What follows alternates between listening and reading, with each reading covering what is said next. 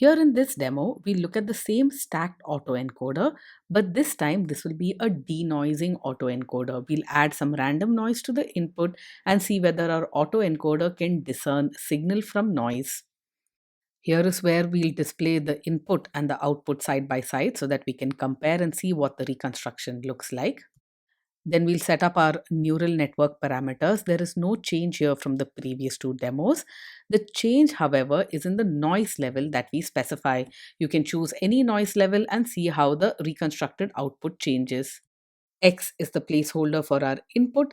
X noisy is the noise that we've added at random to our input. Simply say X plus noise level, multiply it by a random normal generator. All our hidden layers will use ReLU activation. Set up a partial function for that. Use the partial function to instantiate the hidden layers as well as the output layer. Remember though that the output layer has just linear neurons. Set activation to none. Specify the reconstruction loss, instantiate the optimizer, set up the training operation, initialize the variables, and instantiate the saver.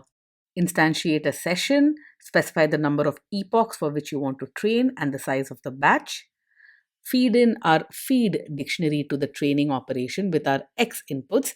Remember that Gaussian noise will be added to all of these inputs that we feed in. Print out the loss for every epoch that we train and save a checkpoint after every epoch as well.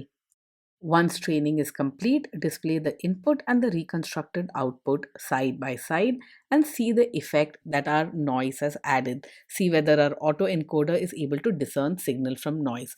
It doesn't do a bad job here. You can go back and tweak the noise level and see how the outputs change.